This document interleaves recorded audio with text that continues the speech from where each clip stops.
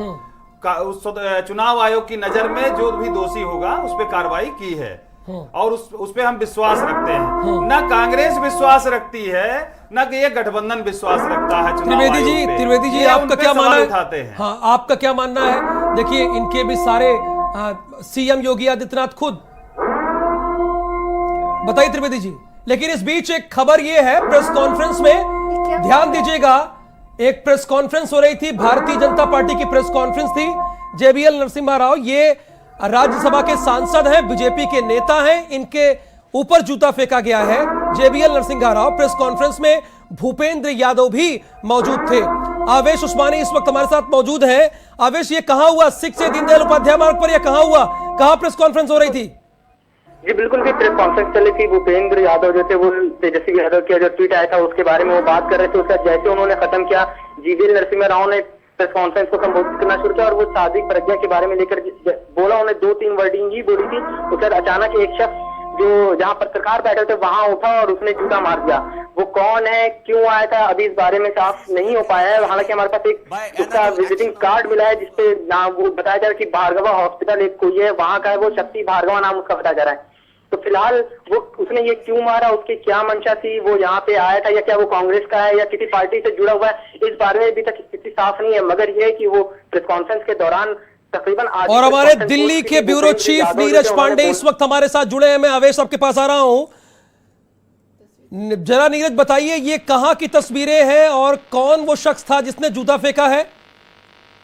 देखिए अब तक जो जानकारी निकल रहा है तो डॉक्टर शक्ति भार्गव का नाम से व्यक्ति है जिसने जेबीएल नरसिम्हा पे जूता फेंका है। भारतीय जनता पार्टी की प्रेस कॉन्फ्रेंस चल रही थी जहां पे उन्होंने ये जूता फेंका। उसके बाद जैसे ही ये घटना हुई भारतीय जनता पार्टी के कार्यकर्ताओं ने उनको पकड़ लिया और उसके बाद उनके साथ भी मारपीट गई। अभी फिलहाल पुलिस पहुंच गई है, पुलिस ने उनको हिरासत में ले लिया है, पूछताछ चल रही है। अभी तक ये नहीं पता चल सका कि ये किस मकसद से इन्होंने ये जूता फेंका है, लेकिन ये भी तय है कि ये किसी पॉलिटिकल पार्टी से नजर नहीं आते हैं। इनका जो विजिटिंग कार्ड मिला उसमें भार्गव लिखा हुआ है और डॉक्टर शक्ति भार्गव नाम दर्ज है।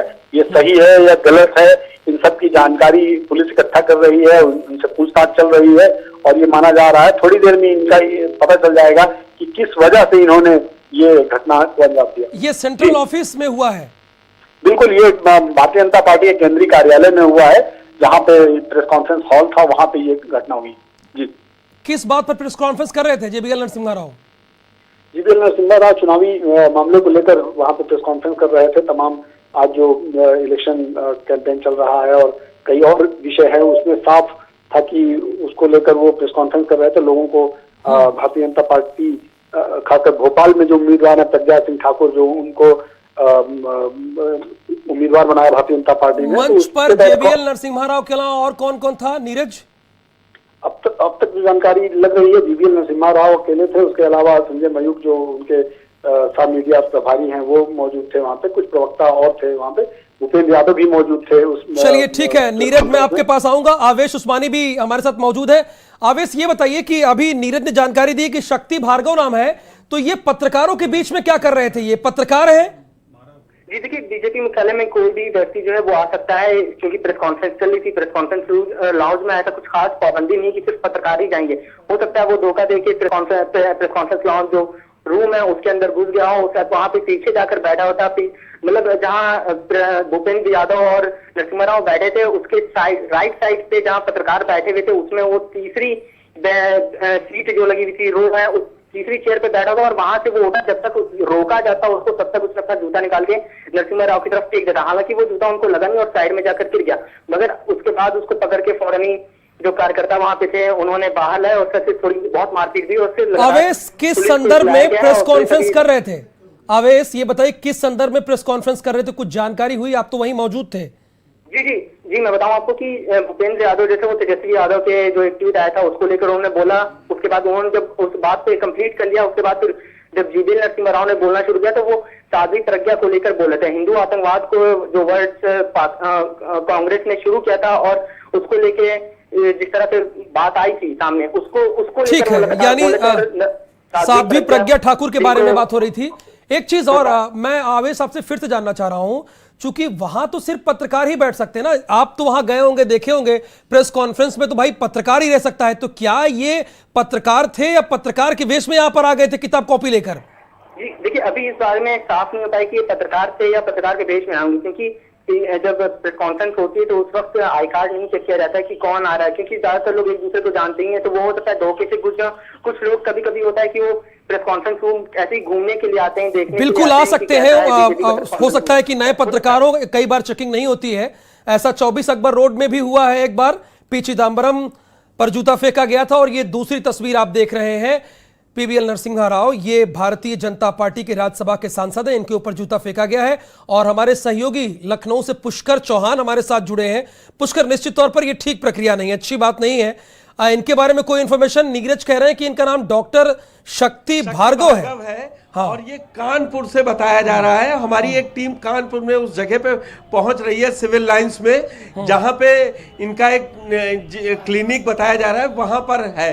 तो उसकी सत्यता के लिए हमारी कानपुर की टीम जा रही है वहां पे, और वो पता कर रही है कि क्या है। लेकिन ये घटना वाकई बड़ी दुर्भाग्यपूर्ण है। और ये यानी ये पत्रकार नहीं है, ये क्लियर है।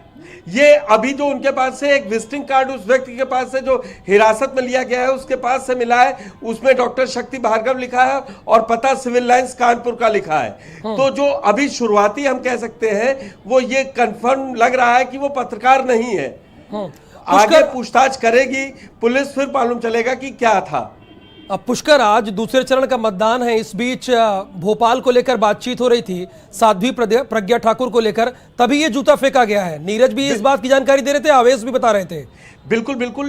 देखिए, कल जिस तरीके से साध्वी प्रज्ञा को भोपाल में पहले बीजेपी ज्वाइन कराई गई और फिर शाम को उनको टिकट दिया गया, लगातार एक पक्ष ये कह रहा है, सुबह उमर अब्दुल्ला ने भी ट्वीट करके हमला बोला था कि बीजेपी ने एक आतंक आरोपी को टिकट दिया है, ये ठीक नहीं है। मैं आपको बता दूं, फिल्म फेटर्निटी से भी इसका विरोध शुरू हुआ था प्रज्ञा ठाकुर को टिकट देने का। स्वरा भास्कर ने भी ट्वीट करके यही कहा था कि बीजेपी का चरित्र बाहर आ गया है। लेकिन बीजेपी लगातार ये कह रही है कि साध्वी प्रज्ञा के साथ गलत किया गया था। लेकिन पुष्कर, ठीक है, ये तो उनको पता नहीं रहा होगा कि किस संदर्भ में प्रेस कॉन्फ्रेंस हो रही है।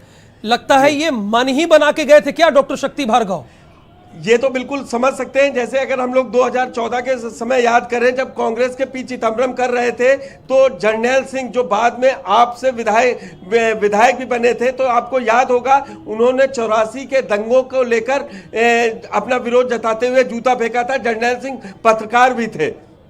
नहीं, विरोध का ये कौन सा तरीका है पुष्कर? ये तो बहुत गलत बात है ना। आज तो दूसरे चरण का मतदान हो रहा है, इस दौरान ये जूता फेंक रहे हैं। अगर कोई बात रखनी है तो रख सकते हैं, सोशल मीडिया है, टेलीविजन है, तमाम जरिए हैं, तमाम रास्ते हैं। इस पे देखिए राहुल, एक लंबी बहस हो सकती है ये कि समाज किस ओर जा रहा है। आप विरोध कीजिए, वही बात होती है जब हम लोग आपस में बैठते हैं तो बात करते हैं कि हम जा किधर रहे हैं, अपनी बात का विरोध। पुष्कर, मैं इसलिए पूछ रहा हूं, सवाल इसलिए पूछ रहा हूं, अब तो पत्रकारों की चेकिंग होगी, पत्रकार सवाल उठाएंगे। आपको मालूम है ये विदेशों में भी हो चुका था, वहां पे आपको बाहर जूते निकाल के जाने पड़ते थे। तो ये इस तरीके की घटनाएं नहीं होनी चाहिए। और देखिए, अब जूते तो निकाल के बाहर नहीं जा सकते, और अब आपके मन में क्या आया और आपने निकाल के जूता फेंक दिया। आपको मैं बता दूं, 2014 के समय कम से कम 7-8 घटनाएं हुई थी, इसीलिए मंच दूर किए गए थे। अडवाणी जी के ऊपर भी एक चप्पल पागल व्यक्ति ने फेंक दी थी जो मंच के पास गिरी थी। तो इस तरीके के नवीन जिंदल के साथ हुआ था। तो ये फेहरिस्त लंबी है अब, लेकिन इसको कैसे समझाएं, ये सामाजिक चरित्र को बनाना होगा। हमको ये ऐसी नजीरें पेश करनी होंगी। इसीलिए कहा जाता है जब नेता बोलते हैं, गंदी भाषा बोलते हैं। पुष्कर, वैसे जेबीएल नरसिम्हा राव बहुत ही शालीन राजनीतिज्ञ हैं, बहुत शालीन राजनीतिज्ञ कहे जाते हैं वो। पुष्कर जी, आवाज नहीं आई थी। मैं ये कह रहा हूं कि जेबीएल नरसिम्हा राव बहुत शालीन नेता कहे जाते हैं। देखिए, वो पत्रकार पृष्ठभूमि से आते हैं, आंध्र प्रदेश के हैं, और उसके बाद अपने उत्तर प्रदेश से ही वो अभी चुन के गए थे 2018 में, राज्यसभा पहुंचे थे। GVL Narasimha Rao news on lens करके एक वेबसाइट भी चलाते थे, राष्ट्रीय कार्यकारिणी में रहे, बहुत सुलझे हुए नेता हैं और पढ़े लिखे, डाटा एनालिसिस इनके पास इतनी अच्छी है, हम आपको बता सकते हैं। लेकिन ऐसा क्यों हुआ, ये जो शक्ति भार्गव जिसको हम लोग कह रहे हैं, जो बताया जा रहा है शुरुआती जांच में, उसने क्यों किया है, अभी ये खुल के सामने आना बाकी है। यानी ये क्लियर है कि विरोध जो था, हो सकता है कि बीजेपी की तरफ से हो, इनकी तरफ से पर्टिकुलर ना हो।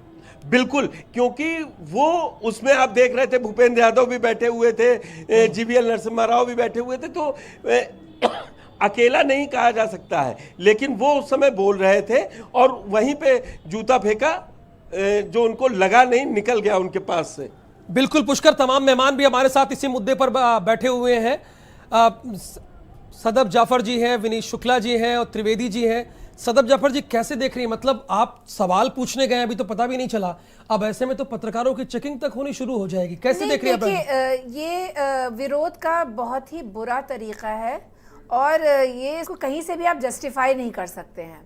साथ ही साथ ये भी है कि जो उसकी काउंटर जो प्रतिक्रिया होती है कि जैसे ही किसी ने जूता फेंका उसको धर दबोचा जाता है कार्यकर्ता, तो ये सबके साथ, ये मैं किसी एक पार्टिकुलर पॉलिटिकल पार्टी के लिए नहीं कह रही हूँ, ये कहीं पे भी होगा, ये मैं भी करूंगी कि मुझ पे अगर कोई हमला करेगा तो मेरे साथी जो होंगे उसको पकड़ के मारेंगे। कहीं ना कहीं उसको ये होना चाहिए था कि ये पूछना चाहिए, इतना गुस्सा आखिर समाज में आ कहां से रहा है कि हम आपस में सांसद और एक दूसरे को मार रहे हैं, सड़क पे एक दूसरे को पीट पीट के मार डाल रहे हैं, प्रेस कॉन्फ्रेंस में जूता उछाल रहे हैं, इसको क्वेश्चन करना चाहिए। फिर दूसरा भी इस घृणित कार्य को, चला जाएगा। इस घृणित कार्य के लिए निंदा करती है भारतीय जनता पार्टी। अब वो उसकी जांच पुलिस ने हिरासत में लिया है, अब जांच होगी, क्या है वो पत्रकार है, क्या है, कौन सा, कहां से आया है, वो सारी आ जाएगी उसकी रिपोर्ट। और जो भी किया है उसने, ये निंदनीय कार्य है। त्रिवेदी जी, देखिए राहुल जी,